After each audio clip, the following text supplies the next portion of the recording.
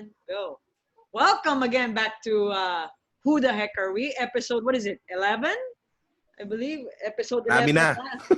Basta, Marami na. we have a lot. We have a lot. So, congratulations to all of 11 na us. tayo. With me today is Claro Manzano, Jay De La Cruz, and Lance Fernandez. My name is Claudia Perrine. And today we're going to be talking about more on our thoughts on underdogs and dark horses in sports. As of today, which is August, 21, 21. Oh. there's been the NBA is in a bubble, and there's been like two upsets, I believe. Well, two big upsets. One is the Blazers winning against the Lakers, and the Orlando Magics beating the Milwaukee Bucks. So today we're gonna discuss that. We're gonna discuss what is a dark horse, and what is also what we call the underdog mentality. For me, underdog mentality is they have nothing to prove, yet they want something to prove. That's my take on underdog mentality. We'll also be discussing our favorite underdog sports movies, and also our comeback wins. It could be from whatever sport. It could be from football. It could be from cricket. It could be from basketball. So why don't I start with you, Jay? Give me your thoughts on. First, I'll ask you, what is it when you call an underdog mentality? Ano yun? Ano siya? No, pag sinabi mong underdog, kasi for me, it could be anybody.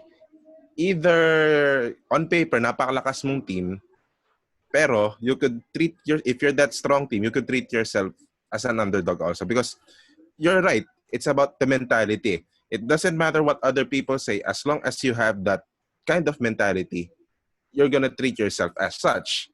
Ngayon, ano ba yung importante doon sa pagiging underdog mentality na yun?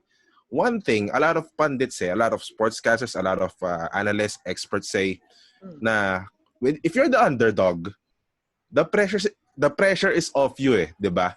Parang you have nothing to lose. You just have to play the way that you have to play. Kumbaga, ayun, walang pressure. And when there's no pressure on that player, kung walang pressure na nararamdaman, that's the time that you're gonna be able to perform well, di ba? Kasi there are a lot of players, I for sure all of us could attest to it, that there are some players that are not performing well when there's pressure, di ba? Yes, agree. Okay. Well, I'll get back to another argument that I heard from a friend of ours who's a broadcaster also. Sige, Lance, ikaw, anong sa tingin mo what composes of a underdog mentality? Okay. I guess I would have to clarify the difference between being an underdog and underdog mentality. Because you can have an underdog mentality even though if you are the favored athlete or you're the favored person. Like you instill in your mind that, hey, I have a disadvantage here, so I have to work better, prepare better, even though on paper you are more talented and better than your competitor.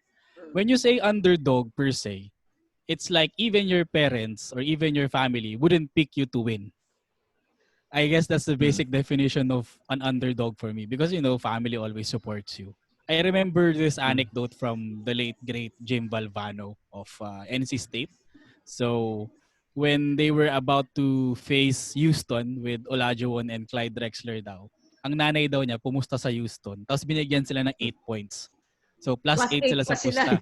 Plus 8 sila sa pusta from Jim Valvano's mother. So, that is the simplest definition of underdog that I can share. That even the closest to you, no matter how much they see you train hard and work hard, they wouldn't still pick you to win. So I guess that's plain and simple underdog. Okay. I like the fact that you differentiated what an underdog and an underdog mentality. Pero mamaya balikan natin yung meaning of you're an underdog, no? Ikaw, Claro, what is an underdog mentality for you? Well, first to start with underdog is that there are two teams. They're on the both ends of the spectrum. One is highly favored and the one is pretty much counted out.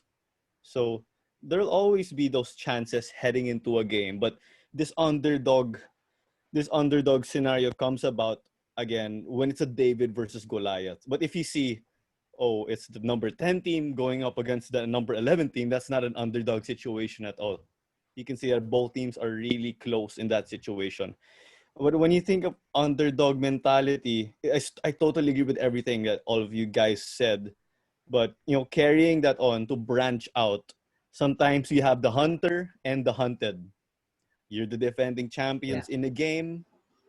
And then, okay, in this situation, you're the hunted. Who's hunting you down? Oh, everyone else. So sometimes you see teams out to play the defending champions of whatever tournament. And in that situation, sometimes you can see the fire in the eyes of teams when they play. That's something I saw in the UE Red Warriors, for example, back in 2008, with the way they were playing against the defending champions. That time it was the Green Archers who were the defending champions. And you could see that there. So it's a matter there of aggression and who wanted it more in that situation.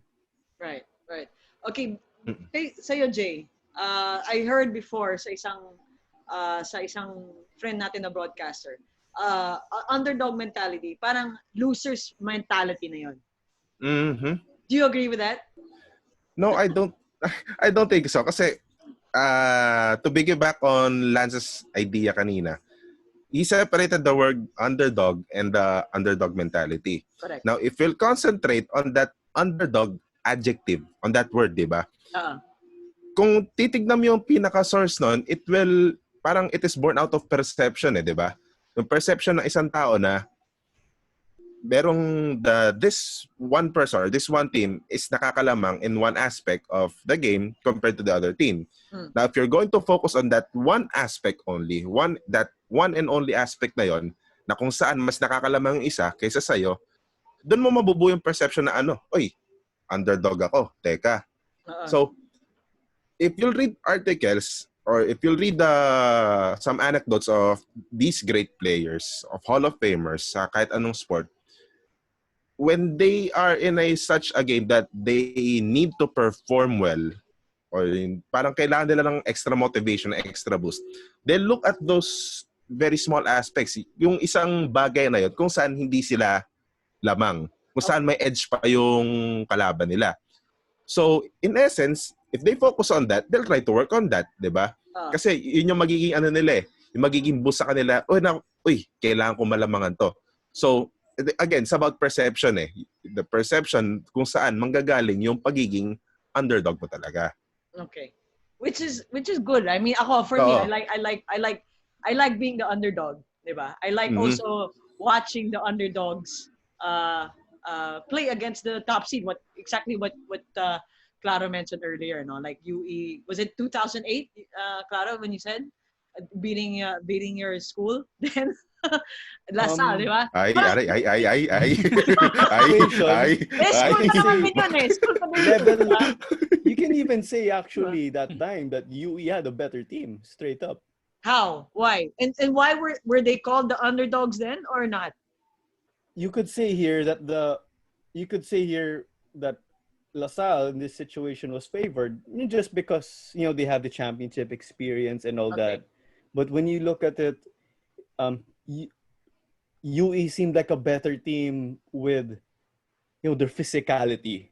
That's what made the difference for them. And then you added that drive, because remember that time UE they were undefeated the year before. Sino ba players nila nun? 2008 season. That was guys like Elmer Espiritu, James Martinez. Is that the Bonbon Custodio? Wala na. Is that the 14 and OUE? I answer Jay.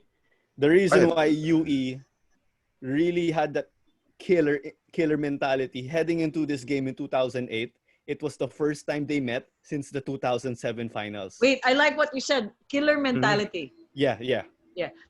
I'll cut you there. I'll go to Lam. Killer mentality. Is that an underdog attribute? Well, not necessarily underdog attribute. I guess it pertains to all the top athletes. Okay. When you are asked to perform at your highest level, you have to have that killer mentality. It just so happened that during that 2008 finals that Claro mentioned, it was Lasal who had the killer mentality even though UE had the 14-0 record. So Lasal had it, Seven essentially. finals. Yeah, seven Lasal finals. had it, UE did not. So that's the difference. But If you I would may, okay. Sige. 2007, Lance just said what happened there Ah. in the finals. The next time they met elimination round, you flip the switch. Mm-hmm. My killer mentality. All of Ang a sudden, UE. wanting to pin down Lasal for pretty much stealing the title from them back then. Mhm. Okay, see, Jay, I see you Pero, thinking. no. Sige, go. The thing about killer mentality is, for me, if you're a team, if you're a player, I think you cannot have both. I mean, if there's underdog mentality, the complete opposite of it is yung killer mentality. Kasi from killer mentality, parang nanggagaling ka from a standoff, yung yung advantage mo. Kung ano yung advantage, you're going to work at the side of the advantageous side eh. Kumbaga, yun yung magiging focus mo at doon mo sila parang gugulpiin talaga. Doon sa tulad ng example kanina, you have this Lasal team that for so many finals coming into that series, nandun yung confidence nila, 'di ba? Okay. So, ano yung nangyari ng series na yon? In the end, yung Lasal yung nanaeg, 'di ba? Ngayon, parang that is the thing with killer mentality and underdog mentality na if you cannot have it both, but you can have it oppositely, pero you can use it in a very different way. Maaaring makabuti sa'yo o makasama sa'yo. Like for killer mentality, it will definitely give you a confidence boost. However, ang borderline doon yung pagiging arrogant mo naman. 'Di ba? Mawala ka sa focus mo. Kung halimbawa, ikaw naman yung underdog mentality, nandun yung focus mo that you have something to work on to, or mawala yung pressure sa'yo completely. However, kung kasi naman underdog mentality, yung maling gamit naman nun is yung mawala yung confidence sa sarili mo, di ba? Okay, very interesting. Kasi for me, I would say an underdog has the killer mentality. Mm-hmm. For me, parang I have nothing to prove, but yet I want to prove something. That's for me an underdog mentality. Okay. Yeah. Diba? But parang I want to prove something. Although I have nothing to lose, yet I want to prove something. Diba? I'll just add something. Go ahead, Lance. Sorry. Sige lang. Whether you're underdog or the Llamado kasi, you need to close games pa rin if you want to win. So you always have that killer mentality waiting. I guess the clearest example of having an underdog mentality ever that I can think of is Tom Brady. Parang every day, he always remembers in practices that he was still a 6th-round draft pick, that he did not win Super Bowls. So underdog mentality, yes, but not necessarily an underdog. Kasi when it comes to Super Bowls, hindi mo pipiliin na dehado sila kasi he's Tom Brady. Pero every day in practice during the grind, meron siya nung underdog mentality. Pero come game time, he brings the killer mentality to close and win championships. So I guess that's how you... So parang may switch lang din. Hindi. Magsa-switch siya eh. Parang you use it at the right time. Mm-hmm. Kunwari in underdog boxing. thinking, pero killer mentality siya. Di ba? Yes, parang you're thinking na, as sabi nga ni Jay, you motivate yourself na wala kang chance. Parang reverse psychology, wala kang chance dito, hindi ka pinipili ng mga sports writer, hindi ka binibigyan ng chance. So that's your mentality coming in. Yeah. Pero dahil yun yung mentality mo, when you're given an opportunity to play, yung killer mentality mo, parang naka-battle, gano'n. Just waiting for the right... explode. Yes, correct. Yeah, di ba? You're just waiting for a right moment to strike the opponent. So, I guess, lahat ng athlete, meron yan. It's just a matter of how do you release it and when and how. Yeah. Si Claro, you wanted to say something, yeah. Being an underdog, that's more in the matchup. You compare yourself to your opponent. Are you up or are you down? Okay, so you see how the cards are and you'll approach this. Yeah. But this killer mentality, it's just how you approach the game. How are you going to take every single play, every snap, every pass, or every stop, or every save? So it's two things. You can, I think, similar to Lance, if I'm correct. Yes, you can be the underdog. the cards are against you. You look bottom line. You look at betting odds. Even if you're not into betting, you'll see the chances there. But the team playing, they can come out with that fire. Yeah. And one example will have to be the Miracle in Hanoi, the 2010 Azkals. It's their 10th year anniversary also. These guys were the underdogs. Return flights were booked. No doubt. Return flights were Underdog. booked after 3 group stage games. But they had that killer mentality. I've been listening to all the players speaking and things. Like Chris Greatwich said, Anton Del Rosario was their defender. He'd really intimidate their opponents. He'd come out with these really scary sliding tackles. He was like an enforcer for them at right back. So that's the perfect blend for me. Okay, they're the underdogs, guys. We have nothing to lose. Again, when you look at the statistics, the odds, and your chances, pretty much. Yeah. But they said, okay, we have nothing to lose. Let's do our best. And when you're at your best, I think that's when you bring in that killer instinct or killer mentality. Yeah. Wonderful. Very good. So, ikaw, Jay, any pero, hindi. Doon mag-concentrate. Let's focus dun sa match na yun ng Azkals against sa Vietnam na yun. So, if you look at Vietnam side, para ba siyang Vietnam, do they, for sure they had that killer mentality, but are they thinking at the same time na, uy, Philippines naman to kalaban na to, di ba? Parang they took the Philippines. Oh, they took it easy, di ba? One thing we could say is both teams were talking about how many goals they would score against the Philippines. Yeah. So maybe they did. But at the same time, if you were in a situation that you'd like to pick up the pace. So maybe it was just a mental condition. You can see them running their plays. But maybe they were lacking a bit mentally with that crispness or that sharpness in everything that they would do. Because that game of the Azkals was an upset of upsets also.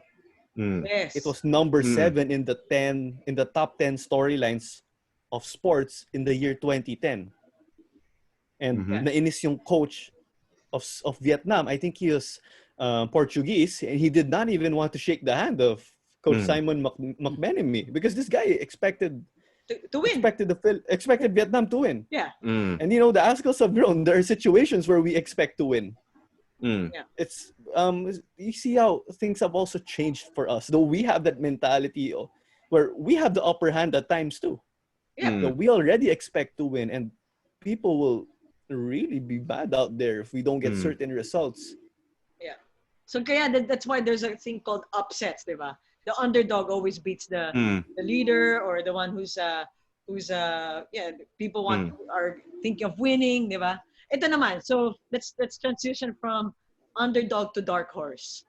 How do you differentiate a dark horse and an underdog? Lance, let's start with you. When you say underdog, you really don't. Puro animal underdog. I remember the cartoon. May cartoons pa ng underdog eh. No? Underdog. Oh my God. Dark horse. Pag underdog, nobody's giving a chance eh. When you say dark horse, even the experts don't know much about this thing or this person or this team. I guess going back to our example, the Miracle in Hanoi. Very good example. Very good example. I guess the Vietnamese were so complacent that they did not bother researching or really scouting ano ba yung potential nitong team na to. So in a way, in that scenario, the Philippines became somewhat of a dark horse already. When you say dark horse, alam mo yun, there's a mystique or there's a mystery shrouding around the competitor. Yeah. That you don't know much about it. Pero because of that mystery, you're giving it a chance to win it all. You're giving it a shot that dahil wala tayong alam dito, siguro magaling to.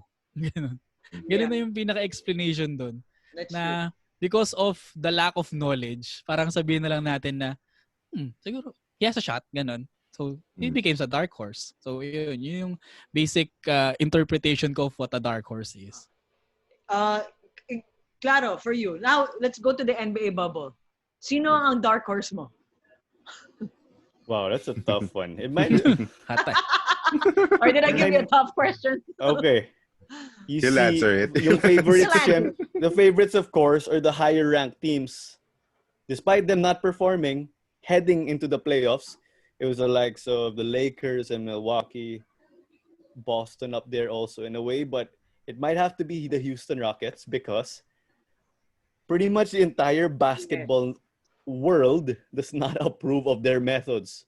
Playing with no center. Okay, everyone, just go out Small and ball. shoot threes. Yeah. Yeah, they're small ball. But again, there's a reason why basketball is called the game of the giants.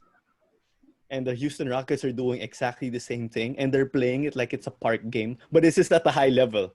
These guys are doing it. These guys are doing it with their superhuman powers, of course, and athleticism. So it's just that they're doing ways that haven't really been proven. And you know how Mike D'Antoni is pretty much. He likes trying out all sorts of things, like the Phoenix Suns 7 seconds or less back then. And these guys got really close also, reaching the conference final. So it's a situation like that again for the Rockets. But they're saying, oh, it should be time for them because they've fallen short how many times already. But then, okay, they have the experience. They say they can do it.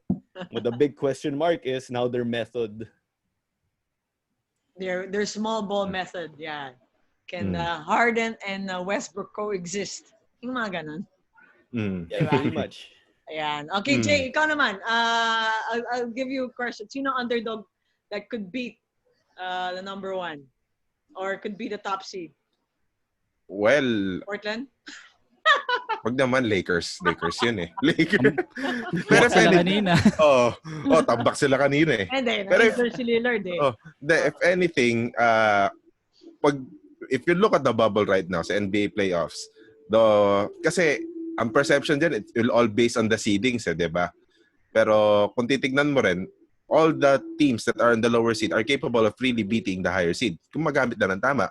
Ang classic example dito is yung Clippers and the Mavericks, di ba? Yes. Ang baba ng seeding ng Dallas Mavericks, pero if you look at their lineup, they have this one superstar guy and another really superstar sidekick, si Kristaps. Of course, the superstar is Luka, di ba? And then right now they're finding ways to beat this also all too powerful Clippers too.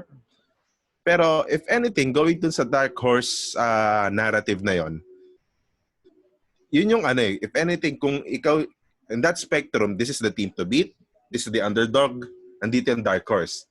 And if anything, if you're that athlete or if you're that team, for me, personal perspective, you don't want to be the dark horse. Kasi you're the ones who is lacking the character di ba? You're the one who's lacking the identity. Ano ba You'd ako? rather be a underdog than a dark horse. Dulo-dulo na ako. Okay, sige. I'd rather be an underdog or I'd rather be the team to beat. At least, kung team to beat ako, may kailangan nung patunayan dito. That I need to dominate this one. I need to trample on this one, di ba? Kung ako yung underdog, wala namang asahan sa akin ng tao, di ba? Maglalaro na lang ako, bahala na ako, anong gusto kong gawin, di ba? But if you're the dark horse, di ba? Nasa gitna ka na, pagkalaban mo yung nasa taas, teka, kaya ko ba to? Wala kang confidence. Tapos, pagkalaban mo naman yung nasa baba, yung underdog, and nag-perform ng maigi yung underdog, iisipin mo kung ikaw yung dark horse, teka, kayang-kaya ko to Ba't kami natatalo dito? Gets nyo? So for me, parang it's the most difficult place to be in if you're the dark horse because you're lacking of character, you're lacking of identity, and kapag dumating ka sa mga sitwasyon na kailangan mo mahanap yung identity mo, lalo mong hindi mo siya mahahanap. So tama nga sinasabi ni Lance. Like the other opponents don't even know their identity. What more them, di ba? Yeah. Lance, you wanna add anything? Or, yeah, ako on Jay's point. I like your point, Jay. Very good. Kung ako yung it's a very salient point. Yeah. Kung ako, mas gusto kong maglaro as a dark horse. Kasi when you're at both ends of the spectrum kasi, the attention of the media, the people, it's always with you When you're a dark horse, parang dahil hindi ka nga kilala ng mga tao, parang you can just focus on playing, not much distractions. Kasi pag sinabing underdog story, pag media, may maganda i-cover yan kasi underdog. Tapos pag nanalo sila, it's a big news. Tapos syempre, pag expected mo na champion or yung contenders, syempre, the more that you have to cover because they are expected eh. Nakalinya na yung storya mo dyan eh. Pero pag dark horse, pag ako personally, pag ako yung tinabing dark horse, parang I can just focus on practicing, honing my craft. Wala kang groups of hordes of sports writers bugging you for questions. You can just focus. And then just prove yourself with how you play, how you perform. Tapos doon na papasok yung doon ka na makikilala. Parang yun na yung mo. Yun na yung parang yun na yung break mo. Ayun, yun yung big break mo, kumbaga. But still, you're still working at a disadvantage. Parang ganun pa rin. Yun yung perception mo. Kung ikaw yung dark horse na tao dito, na wala naman yung attention sa kanila. Tama yung sinabi mo eh. Oo. It's either way. If you're working at the advantage or at the disadvantage. I think yun lang naman yun. Dalawa lang naman yun eh.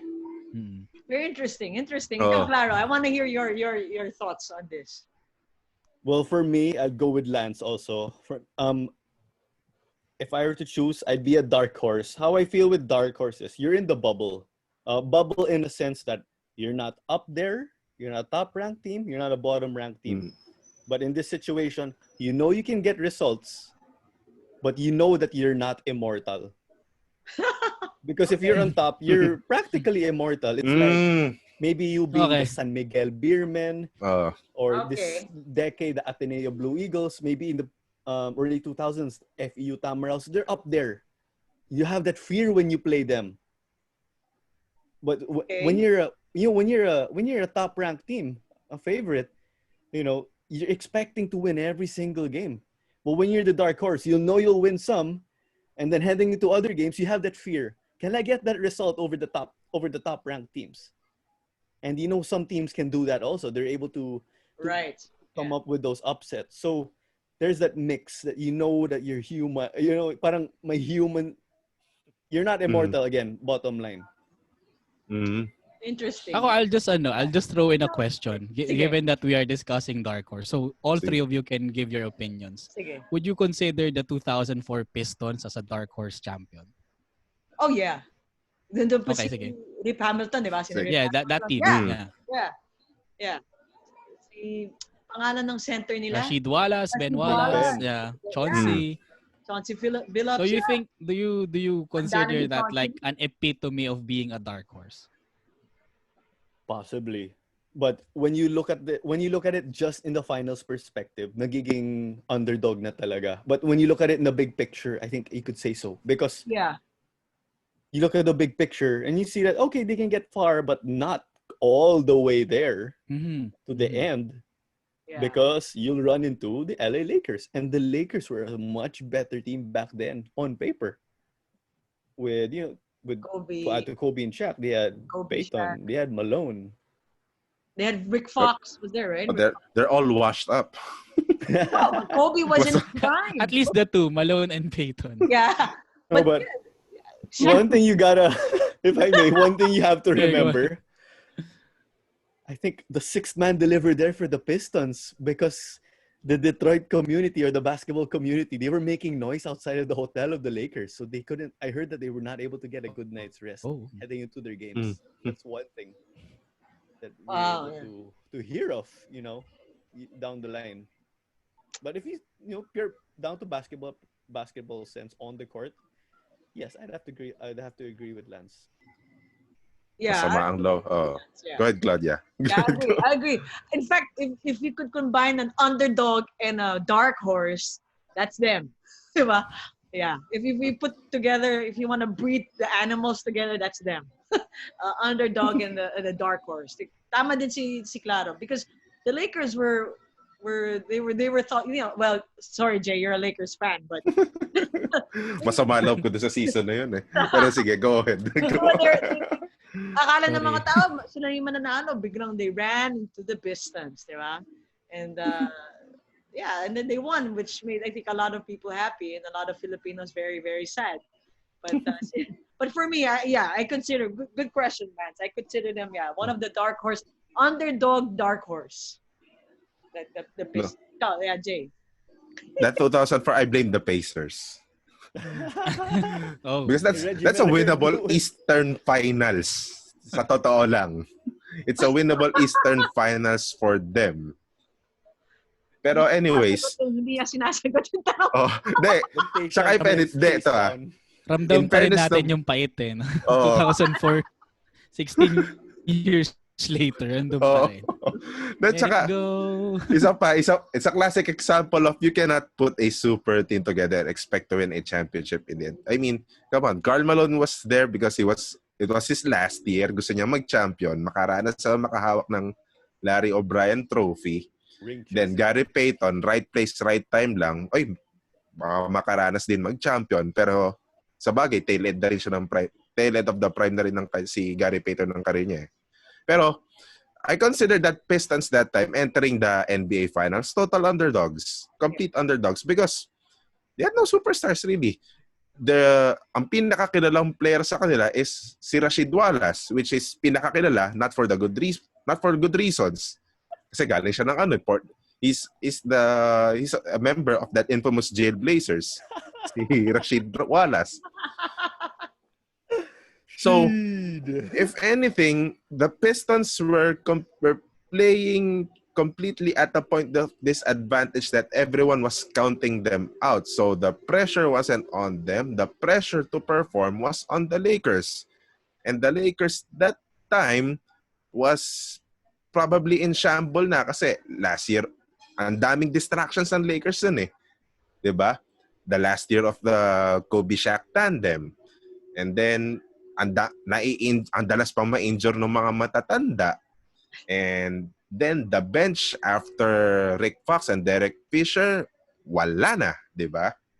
So, if anything, going back to sa topic na yon, kung ikaw, yung sinabing description ni Lance kanina sa Dark Horse, it would also perfectly suit some underdogs eh. Lalo na kung yung kalaban ng underdogs are yung team to beat talaga because yun yung big advantage ng team to beat. Lahat ng distractions nasa kanya, lahat ng attention nasa kanya, and the pressure to perform is really on them.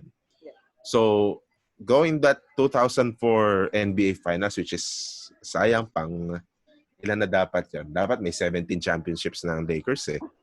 If not for that 2000. Hindi, 18 pala actually. Kasama mo na yung 2008 Finals. At ngayon po ay galit po si Sir. Galit din ako dun sa 2008 finals, masabi ko lang. Ako Ay, di naman, pala. Celtics ba? Di ba yung Celtics? No, 2008. No, 2010 pala. Sorry. 2010. Yes. Sorry. Game 7, Celtics were leading by like pretty much a big margin. They blew a lead. Then, well, Lakers came back. Yun lang. Ako naman, 2018 ba yun? Conference Finals, Rockets versus Warriors. Oh, yeah. Where the threes couldn't fall. And that's why to this day, the Rockets still believe in that system shooting threes, but people count them out. So that one, yeah. Let's see, yeah. Pero ito, go ahead, CJ.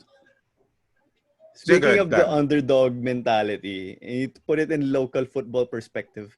Sakto eh. No, not underdog, sorry. Dark horse. Because you normally have the likes of Ceres or now United City and Kaya battling for the title. Just behind them, normally, they have an outside chance. They're always in the running. They're always out to make these top teams drop points. It would be Stallion, Laguna. Laguna Stallion, yeah. Yeah, sakto. Horse pa rin yung nila. Stallion, Dark Horse. Team. Yeah, Stallion, Dark Horse. Palitan ng moniker. The name Stallion, the Stallion, the name of the club was somewhat inspired by Red Horse. So does that count? Dark Horse, Oh, pwede yan. Everything. Dark Horse, Red Horse. Dark Horse. Malakas ang tama. Stallion is consistently, in that bubble for titles. They're always just there. They're never counted out. These guys never finish at the bottom. You see that Coach Ernie has his thing going there and influencing the team culture and making them perform and stay up there always. So, but then again, there's someone in the middle there. They have those instances where they fall to the likes of the upper teams, but you expect them to always give that punch. And who knows, it might be about time that they themselves pick up a title or a ticket to the AFC, because the last time they won was in 2013 in the UFL, and they were dark horses also that time. There were much stronger teams then, like with the likes of Global then and Kaya, of course. Yeah. But so you were saying that the dark horse could be like, let's say, in the ladder, lagi sila nasa gitna. They're always in the middle. They're not at the bottom of the ladder. They're not also on top of the ladder. They're always in the middle, trying to, what you're saying, trying to identify where they are, diba? Either they're in the middle. Okay, so let's go back to our personal stuff or personal movies, diba? Let's talk about movies muna tayo. What is your favorite sports movie comeback? Woohoo! Ayan, sports movies comeback. Sino gusto? Dami tuloy. Dami, no? Ang dami. Sige, mauna ako. Para ihabol ko din tong point na na meron ako na about the underdog and that killer mentality. Hindi ako magsasawang panoorin ng paulit-ulit ang Moneyball. Moneyball, yeah. I watched that actually too. Brad Pitt, Jonah Hill, Chris Pratt. Kala ko yung Marakino. Hindi yan. Malayo. Pero, but the thing about that kasi, ang ganda nung pagkaka-portray ng movie. Actually, I've read the book. The book, if you read the book and watch the movie, ibang-iba yung ibang-iba yung narrative ng movie kaysa dun sa book. Sa book kasi very neutral eh. Pero if you see the movie, looks like ipinakita lahat ng dahilan doon kung bakit kailangang ituring na underdog itong Oakland Athletics. Yeah. The fact that their owner is very kuripot. The fact that their scouts, their player development isn't getting what Brad Pitt was trying to do. And then, naturally, Brad Pitt talaga, no? Hindi Billy Bean. I was struggling to remember his name. No problem, sir. Character Brad Pitt. Billy Bean yun. Basta nandun si Brad Pitt in any movie, I don't refer to him as the character. Brad Pitt talaga palagi.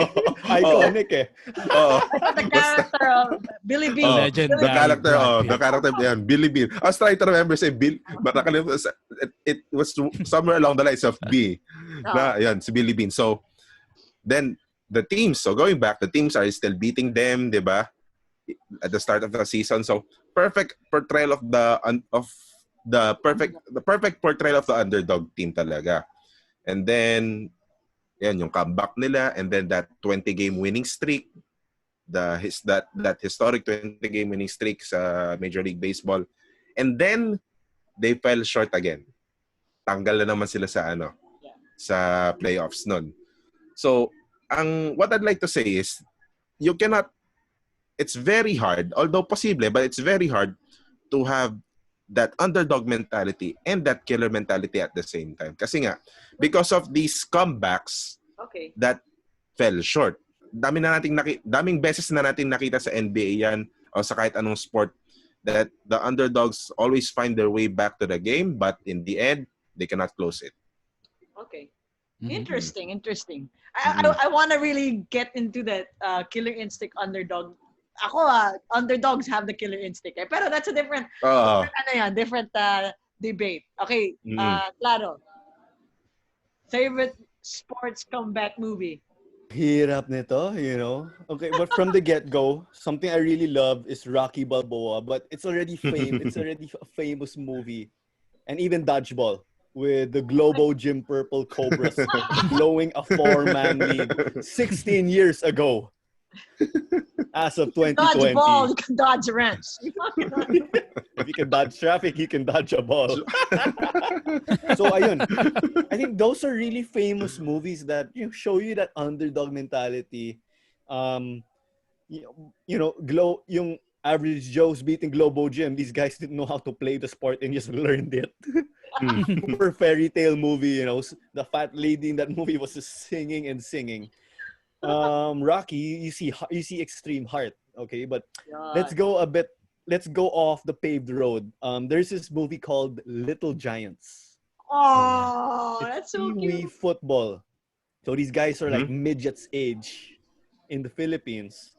So you had the Cowboys, of course, the favorite team. They got all the best guys in the neighborhoods, and then the discards didn't make it. So let's form our own team, the Little Giants. And bottom line here, the two guys going up against each other were brothers.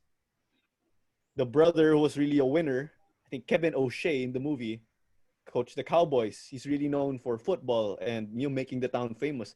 A younger brother was a bit of a loser growing up, more of a blue collar guy. He formed the Little Giants. So, halftime the Little Giants were, I think, getting murdered or skinned alive. And there was a really cool speech. There The was a pep really cool talk. speech. Yeah, the pep talk, just telling them. The coach of the Little Giants said, there was that one time I beat my brother in that bike in that bike race of ours, going down the hill. And that one time just shows that I could do it. And that shows that you guys could do it too. Just one time. And long story short, they score I don't know how many touchdowns and end up winning the game. So, but then Little again, it's a Giants. movie. Was it the quarterback? Oh, a girl? Was that the one? Yeah, that was Becky the Icebox. Yes. She wasn't the quarterback. Can't really remember. Was she a running back maybe? Was The that there was a girl? quarterback. Yeah. Yeah, the quarterback yung crush niya. Oh, okay, yeah. Yeah, the guy who they discovered was throwing paper, rolls of toilet paper over several rows in the supermarket. I'm gonna probably try to look for that online. It's a Ano really yung good title movie. ulit? Pahanap natin sa mga listeners Little natin yan. Giants. Little Yeah. Giant. Little Giants or the Little Giants. Yeah. The Mhm. football. We'll be it's putting it football. also. Yeah, Little American Giants, football. yeah. Yeah. American Gridiron, yeah. Lance. I have 3 categories for sports comebacks. So there are individual, there are team, and then there are the comedy. Yan. Okay, May ah. comedy rin. Mm. So two each. So for individual comeback sports, number 1 all time ko talaga, Cinderella Man, number 1. Ayun. Oh, Okay. yeah. Story of which James J. Braddock lost his job, was a former contender, and then won the World Heavyweight Championship against Max Baer. Si Max Baer talaga yung dominant boxer during that time that he killed essentially 2 people inside the ring. So ganun siya kalupit. So he won. And it's a true story. So Yeah. look it up if you haven't watched it. Russell Crowe, Cinderella diba? Man. There was Cinderella. Russell Crowe. Yes, Russell Crowe. That one. Yes. And then another one for individual category is Invincible. American football din. Starring Mark Wahlberg, if I'm not mistaken. Mm. So it's the story of Vince Papale. Yeah. He had a normal job, and then Philadelphia Eagles had an open tryout. So he wasn't given a shot to make the team, but against all odds, he was able to make it. So it's a story of perseverance and determination. And it's just quintessential underdog story. Yun, yung Invincible. For team category, Hoosiers. Who would forget Hoosiers? Oh. Of course. Of course. Gene Hackman and Jimmy Cheatwood. Yan. And Miracle on Ice. Kasi Yes. where the famous catchphrase, "Do you believe in miracles?" was coined. And talagang totally underdog talaga ang USA noon because the Russians were quote-unquote amateurs, but they were playing for, I know they are employed by the Russian army, and they, very invincible hockey team ang Russia noon. They're spotless, ganun lang talaga. Tapos yung mga comedy, number 1 si Happy Gilmore. Happy Gilmore, sabi ko na nga ba sasabihin. Happy Gilmore. Go inside the ball! Inside the hole! Wala na siguro mas sa underdog pa sa isang golfer na gumagamit ng hockey stick. Tapos super swing. Super swing, tapos kalaban niya yung champion, and the way he walked, parang tumalbog sa kung ano-anong bakal yung buhay. And wrapping up my list with the replacements. Akala mong in a way true to life story yung the replacements. Pero nakakatawa lang yung mga characters dun sa pelikula where Keanu Reeves was starring. Seryoso yung storya in true to life pero nagawa nila ng comedic punch. Kaya hanggang ngayon hindi ko nakakalimutan. Pero most of them are just goofing around. Alin? Sa the replacements. Sentinels were just goofing around. They were just made up of a lot of happy characters. Ang pinaka-favorite ko dun si yung kicker, si Nigel. yung payat. Tapos biglang ang sabi niya kay Shane Falco. Ang introduction niya, I lost my money when you threw the sugar bowl. Parang so, gotta watch that movie again. Gotta watch replacements. Gotta watch that movie again. Reminds me of The Longest Yard. Petics din yung team. In a way, yes. The Longest Yard. Yes. Okay din. Pero apparently, yun nga, the replacements kasi is based on a true scenario in the NFL. There was a lockout really in the 80s. So, yung Washington Redskins before, they really got replacement players. Yeah. Tapos meron talaga silang kinuhang player din talaga na from prison, played one game, and then came back. So merong character na ganun sa pelikula. So yeah. Gotta watch that, Claudia. Gotta watch it again. Yeah. It's a trip. 20 wrapping up my list with that. 20 years na yung replacement. 20 years ago. Oo naman. I remember watching it first time. Ano pa nun? May Video City pa nun. So hiram pa yung... Alam ko sa VCD ko rin napanood yun VCD. Yung dalawang disc pa. Return after 5 days pa yun nakalagay dun sa Ako nga, yung Little Giants, VHS pa yun. Oh my God. May rewinder ka pa no? Yeah. May rewinder na kotse. Pick up my list with the replacements. Lance replacement, there's a character na hindi marunong mag-catch. Oo, yun. Yung grocery bagger. Yes. Tapos nilagyan nila ng pro grip yung Tapos nag-clap. tapos yung akala niya sobrang galing niya yung interview sa kanya sa locker room pagkatapos. Ayabang niya na. Yung nilalandi niya yung report. It's gonna be a same story, different chapter, man. Ganon din sa Little Giants. I don't even know if it was proper pro grip, pero pag snap, pag tap. Pag stick. Dumikit sa t-shirt. So gumanon. Oh my gosh, well done. Gotta watch for those moves. Sabi pa nung character na yun, nilalagyan siya ng pro grip ni Gene Hackman. Isn't this illegal? Yeah. Where your catching percentage is way illegal. What do you want me to do? Kasi hindi siya makas. So inangat lang niya yung kamay niya ganun, nasalo niya. Pati yung commentator nagulat. I can't believe you caught the ball. I can't believe lahat, di ba? Sorry, I need to jump in because there's a similar situation in Little Giants. Yeah. Itong player, I don't know nga kung pro grip or whatever illegal substance he put on his hands. He failed in the first half. Sa second half, ayun, bawi.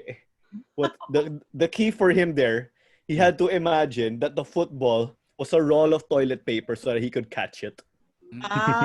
Then he caught it. I took a touchdown eventually. Imagination. You should watch all the movies ever. Gotta look for those movies. Ito naman.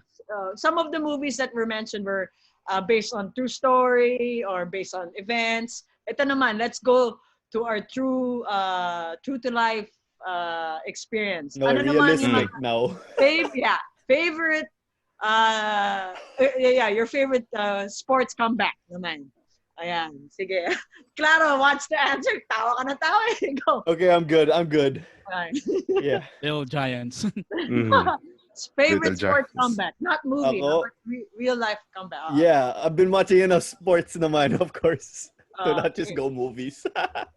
Okay, it'll have to be two for me.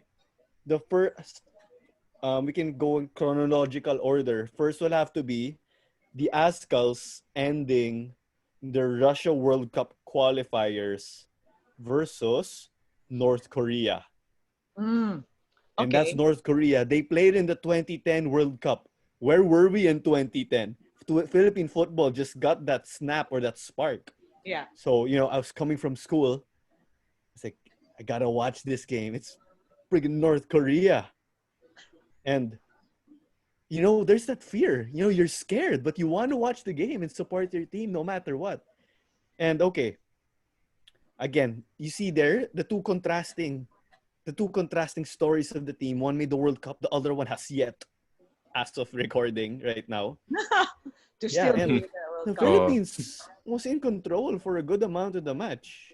We blew a 1-0 lead, naging 2-1.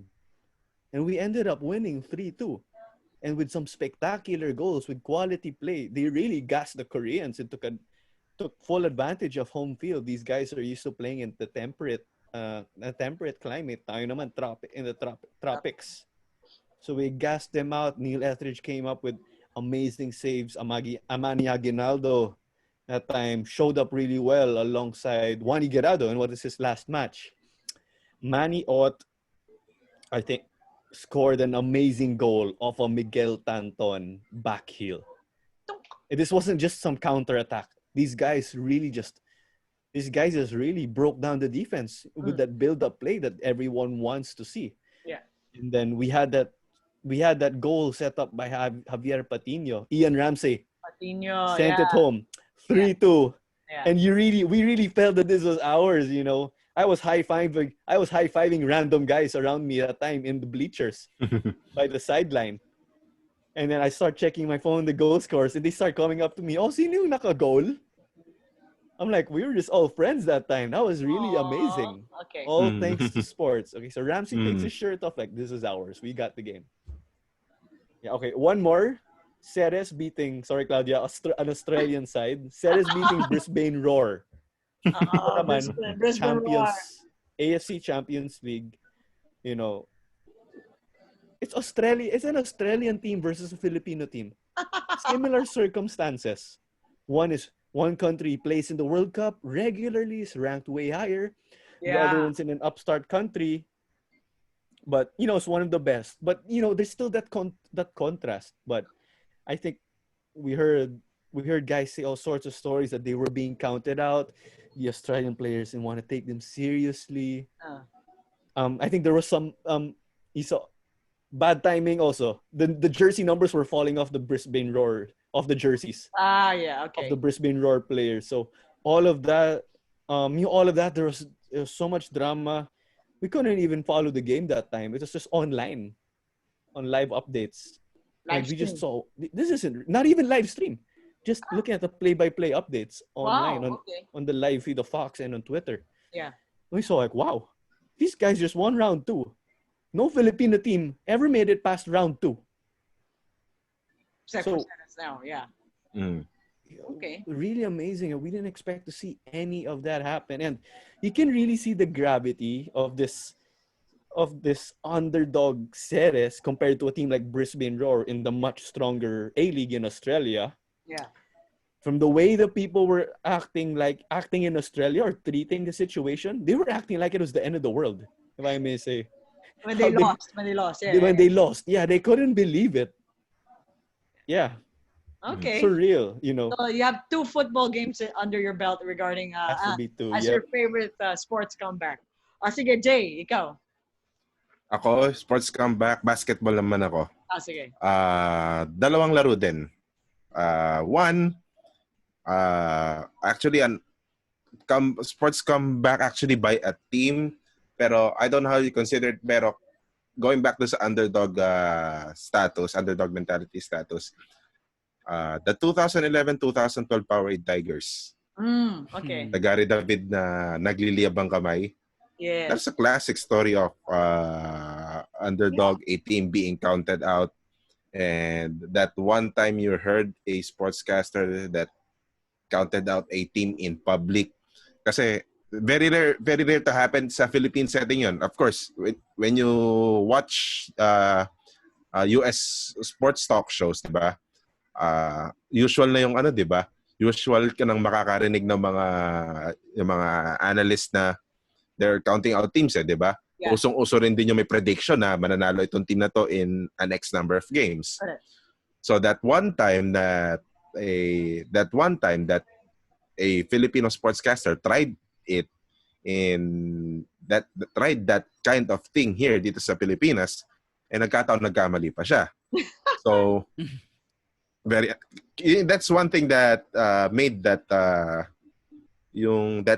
run very special kasi di mo akalaing na naririnig din ng mga players yun, di ba? Yeah, of course. And yun nga, it turned out nung sa interview na yun, nung in-interview na the guys like Gary David, JB Casio, and they've heard that guy, di ba? So yun yung naging motivation sa kanila kahit pa paano. And believe it or not, yun nga, that Powerade team nakarating ng hanggang finals. I thought they're just gonna beat that number 1 seed that time, BMEG. If I'm not mistaken, that's the very first conference of Coach Tim Cone sa BMEG or Pure Foods franchise that time, di ba? And ayun, yun pa yung that was the big fish that Powerade Tigers caught that time. And they managed to get to the finals, and they've managed to win 1 game against Talk and Text that time, a very powerful Talk and Text team. Jimmy Alapag, Rani Del De Ocampo, Jason Castro, di ba? Nakaisang game din sila noon, and that game they won it by comeback as well. So that's one. Yun, that's one. The second one, it's really I consider it a comeback because all these years we have been trying to beat them all these years, and this certain day in August of 2013, that one day we've managed to beat them. Yes. That is the Philippines, the Philippine national basketball team, the men's team, beating South Korea here sa Pilipinas, sa FIBA Asia Championship 2013. Yan. So, that's the story. Di ko na ikukwento. Kasi mahabang kwento yun. May kanya-kanyang kwento tayo doon. Correct, yes. Lance. Yeah, just to connect to what Jay mentioned. Funny that game doesn't have its own moniker, no? It's such a monumental game, but it doesn't have like a miracle on ice or like something. It deserves a name of its own, that game. But nobody really gave it a name of its own. Anyway, so I have 5 ultimate comeback stories, and I'll try to cover as much sports as I can. Pag basketball, pag sinasabi talagang comeback, so I'll go like brief moments of brilliance. So ang naalala ko pag comeback talaga sa basketball, Reggie Miller and Tracy McGrady. Alam niyo yung ginawa ng dalawa, diba? Ano yan? 13 points in ano yung yan? 35 points in like 35 seconds for T-Mac. Yeah. And then Reggie Miller, 8 points in 9 seconds yata. Parang ganun. 18 seconds. Tapos dun kay T-Mac, when Coach Popovich was interviewed after the game, all he can say is, how do I know if it's hot? He's hot. How do I stop a guy who's hot? Something like that. Yeah, typical Popovich answer. Yeah.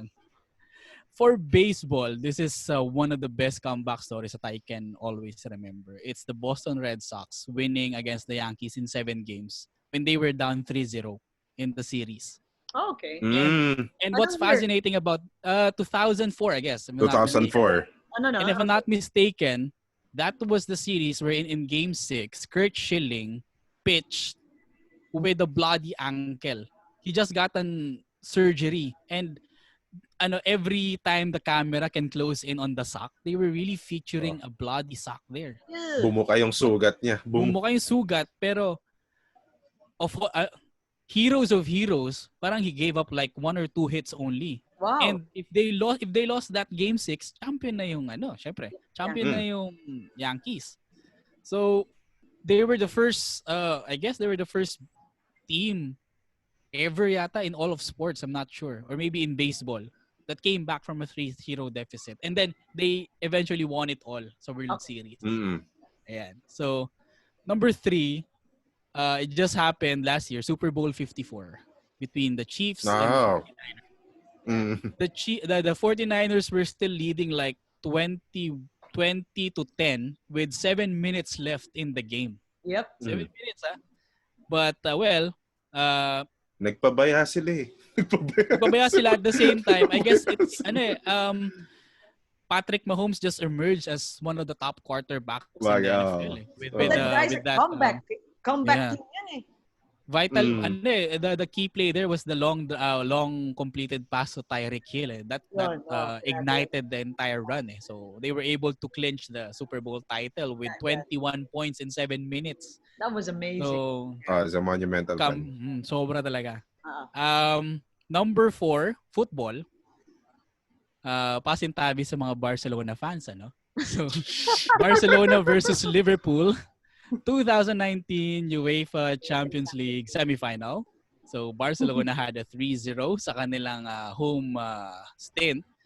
And then Liverpool got 4 goals to win the aggregate 4-3. Yeah. Because there was a corner. There was a corner yes, taken quickly. The corner. To make it 4. Liverpool is also a comeback team. They did that also in the Champions League. In Istanbul. AC Milan natin sila ba kalaban nila? AC Milan ba ata yun?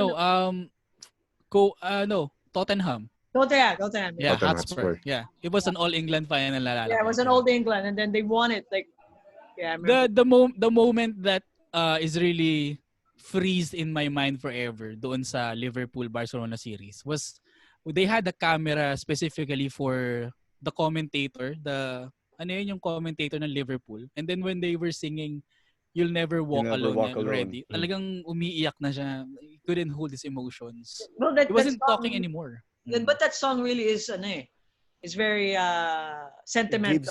Very dear. It's very dear to the because of the the tragedy that happened in Liverpool and all that. But yeah. Yeah, just then, to okay, go ahead. Just to double check is that Liverpool comeback was against AC Milan in AC Istanbul. Milan, that's it. No, okay. That's about 2005. Yeah. That was an earlier. Okay. Yeah, Down 3-0. Down 3-0. Yes, they sent it to penalties eventually. Won it there. Yes. Steven Gerrard. Grabe laro niya nun. Si Steven Gerrard. Yeah. Crazy. I remember that. Okay. Sorry, Lance. Yeah. No problem. Last to wrap up my list, we got to have a Manny Pacquiao story. Ayan. And ang pinaka-comeback Manny Pacquiao talaga para sa akin was when he defeated Chatchay Sasakul in Thailand. It's a little known match, pero ang nangyari kasi noon, Sasakul was really way in front in the scorecards kasi he was really having Manny's day during that day. I guess it's where he won, if I'm not mistaken, his first or second world title, si Pacquiao. 11th round or maybe 10th. He just caught Sasakul's jaw and Sasakul went down. Tapos ang nakakatuwa pa nun, sobrang konting Pilipino doon sa crowd. Si Kinito Henson pa yata yung analyst. Parang pagkatapos ng victory, sila Kinito na rin yung kumukuha ng picture nila Manny Pacquiao doon. So sila na rin yung nagpapa-picture sa kanila, sa sarili nila. So ganun lang sila kakonti. So it was, alam mo yun, kasi tahimik yung venue. Tahimik yung venue. Tapos hindi ko maalala kung not sure if it was Ed Pixon who was covering as anchor. I'm not really sure, pero Kinito Henson is the analyst. So yun, parang siguro naging complacent na rin yung Thai na I'm ahead in scorecards. Parang sige, depensa ako, ganyan. All I need is one more round and then tapos na. I'll retain my championship. Well, he was caught in the jaw, fell down, never got up. And then Pacquiao won the title. So inantok, natulog. So yun yung kasi yung kay Ledwaba, alam na natin kung ano yung Manny Pacquiao eh. Pero if it's really a Manny Pacquiao comeback story, yun talaga, Chatchay Sasakul. Look it up if there's in YouTube. See how Manny Pacquiao really came back from a huge deficit in the scorecards with that knockout victory. Yung pa yung buhok niya, bunot pa no? Yung ganun ba? No Fear pa nga yata ang sponsor niya nun eh.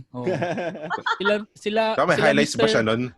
Mga Rod Nazario pa yung mga handler niya nun eh. Ganun ba? Classic. Wala pang Rico. Wala pa, No Fear pa nun. Yung pa yung Manny Pacquiao that did not have a right hand for a killer punch. Yes. Left-handed. Yes. All left hand. Talaga, all left pa siya.